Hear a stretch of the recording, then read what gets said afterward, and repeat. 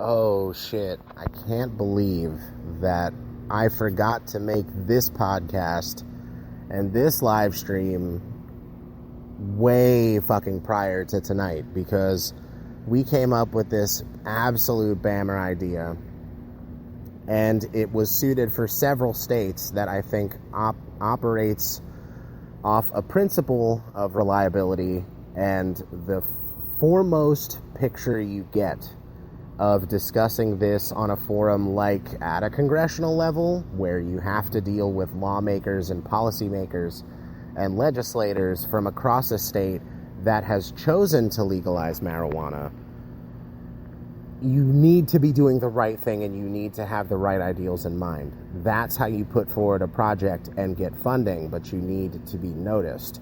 And when you're coming from a source that needs to get in touch with a politician, you need to get in touch with a legislative body and be heard the same day or the next day by somebody that has the ability to bring you to them, to sit you down in an official stance and say, okay, now we can start talking about how you're going to implement this idea. Funding is no longer a problem. It would never take a ton of money anyway. But the projects that are getting approved by the government, who I worked for many years in the Navy, and the future that awaits me again in a federal stance, and the past of many people I've known, many of my current colleagues, all of my friends over my adult life, coming from the DOD, from the service, from the active duty and retired and veteran, and all the community that are present in our huge national population. And you know us, dude. It's just like cops, it's just like firemen, and that's why it's hard to swallow a lot of the problems we've been having lately. But it comes from a place where, as an American, you realize a few things. You realize that if you've been anywhere else in the world, relative to many countries that we can see ourselves ranked against in other categories, life is hard. Life is tough. Just like here. It's the same story in a different setting, where people look different in the majority and in the minorities. People believe different things about where we came from, what we're doing here, and where we're going. And the foremost thought for most of us is that we have to pay the bills. We have to engage in what our whole community, and ideally the national community, the things everybody can agree on, making them better. Because it's the things we already have that can bring us close together. That's what we need to be. We need to all realize that it's not just about our problems, it's about the things that we can actively change.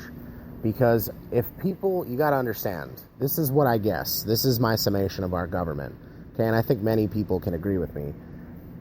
If you think that you could do something better than the way it's currently being done, is it not your responsibility to make it better? And the glory is that no matter who you are, there is somebody in charge of the something you could do better that is at the very top of the chain of people you'd have to talk to about improving that aspect of the world. And that person most fucking definitely has all the money that you would need to make that improvement. And if you're improving something that people already buy, that they need, that's the important thing, is that they buy it, that they need it. That's the economy, right? That's at the base of it all. If you can do that better, then it will be more worthwhile, would you not think, to make that a reality so that they can continue to spend money, if not more money, on continually buying the things they need.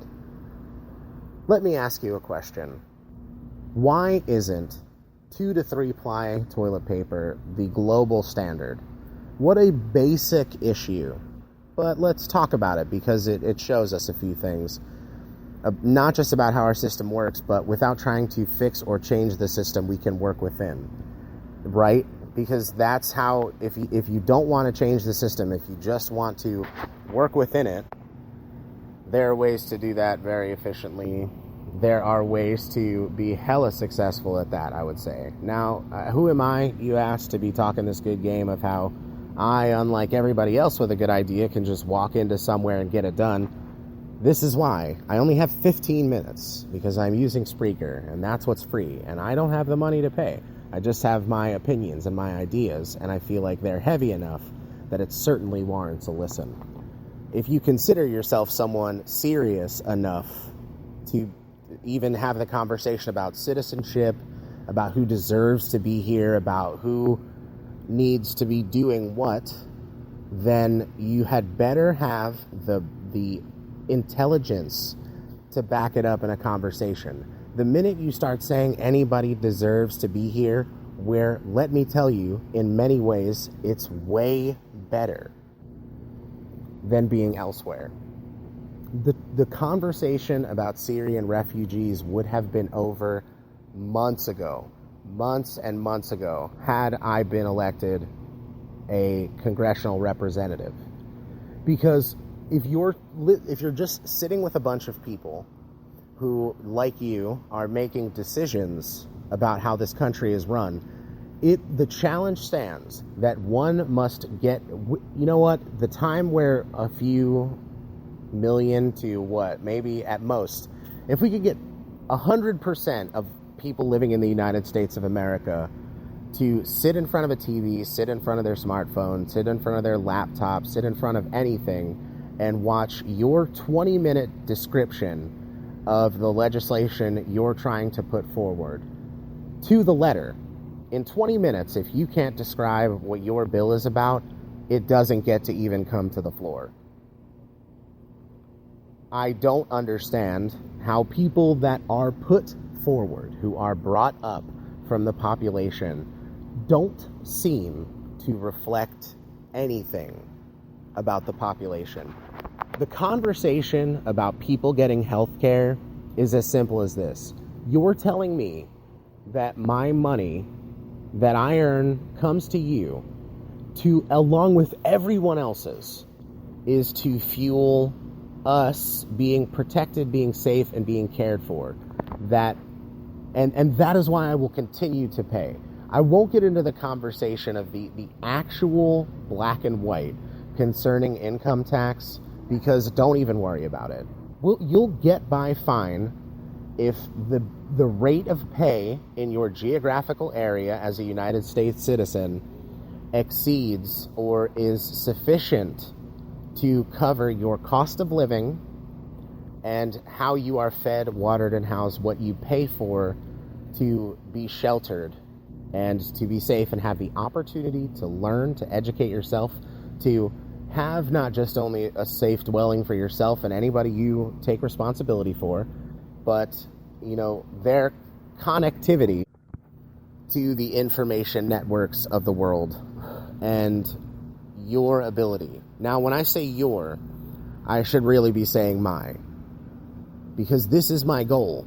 I would invite the entirety of the YouTube audience, which includes people from outside of the United States, who concern us as much as the people who live inside of the United States, because there is a vast spectrum of opinions. I have drank with people from the countries that are supposed to be murdering us and cutting off our heads. I have smoked cigarettes with people from the countries that we are talking about going to war with now. This is not an accurate representation of what the world is like, because as you can imagine, with just about, I'll say, as a throw out, 7 billion people around, you gotta know that about 6.9 billion of those, at the absolute barest minimum, could not give less of a shit what other people are doing, because they're trying to get everything they need physically and emotionally and mentally to survive and to be happy as much as they can during the time that they are awake and looking around at stuff, from the time they're babies to the time they die. And I at least have made it 27 years, knocking on the universe's air right now, I guess.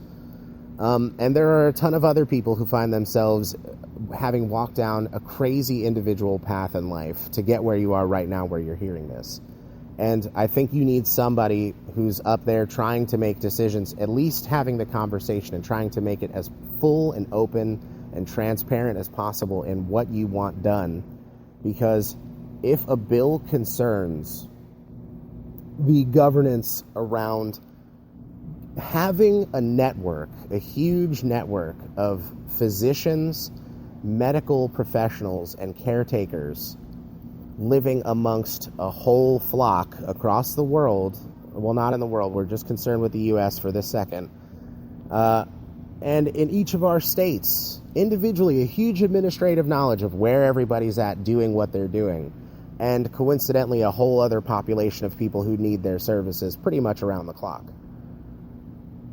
Why don't you take everything out of my income but to provide a scale of luxuries based on the amount of work and the quality of work, and honestly, straightforwardly, the tier value of the work we do in the structure of society of how everything needs to be done. And that's fine, because then at least everybody has everything they need when we're competing for what we want and what others think is cool. So if you want to keep up with the Joneses, at least you and the Joneses have a house, a roof over their heads, clean water, variable temperature water, efficient systems where technicians are needed constantly throughout the course of our goddamn lifetime in every regard. And we have the ability, we already know where all that stuff is. We have bureaus out the ass for everything. So we already know where everything needs to be and the funds that need to flow. Money doesn't really need to be in our hands. And if you're trying to talk about dystopian society, whatever, dude. Why can't we just do it right without all the crazy shadiness? We can do a great society. We can, I'll dare to say it, at the hazard of being sued by Donald Trump, we can make it great again. I just think that is not done by a presidential election. And my place, the value of the President of the United States, despite whatever you think about the presidency, about government in general, the figurehead that you are placing to represent the collective view of the United States, that's not what a president is. Okay? The president is an interactor on both sides, domestically and OCONUS. That's what it is, man. Now, I think you'd always want the calmest, most knowledgeable person that you can put forward as a country to be your representative at all times. It's like if you're ready for a debate on a national level in front of everybody's leaders, you got to be ready to drop it at the dime of a hat, right? That's how skippy it needs to be. But in all honesty, if you're putting someone out there for what they're telling you about what you think personally, that ought to click with you that the person you're putting up there is not looking at the bigger picture. Now, the person, of course, will talk at any different time about the subject they're being talked at about. But I honestly could stand toe-to-toe with any person in the entire world. And if they're telling me their reason, right, I will listen to the entirety of their reason for the decisions they want to make concerning everybody in the U.S. And without skipping a beat, could look them in the eyes and say very earnestly, like, look, the melting pot of the United States has been boiling for in excess of 200 years. This has been a very heated roller coaster ride of relationships between huge subcultures of people. And no one person could ever speak for the United States of America. What I will do is anything I can to keep anybody from outside the United States doing damage to the United States and anybody inside of our borders that we consider an American from destroying each other, from making it harder for everybody and you to just live a peaceful life. I have an idea. Look, man, there are places in the world that are harsh and crazy and like on the way out. If you think you want to go on a murderous rampage, just come in. We'll have a special section of the military that will give you $5,000, okay, to party your ass off with for like a last weekend. We'll load you down with guns, as much training as we can jam into you, and we will airdrop you in a cool, epic way with a goddamn GoPro strapped on your helmet. And you can go fight in the desert against the people that want to plot and blow stuff up and actually do damage and rape and pillage in their own communities that they're trying to say they represent. And, you know, that'll just work out better for everyone. And I feel like that's the coolest bid for senator ever made by me.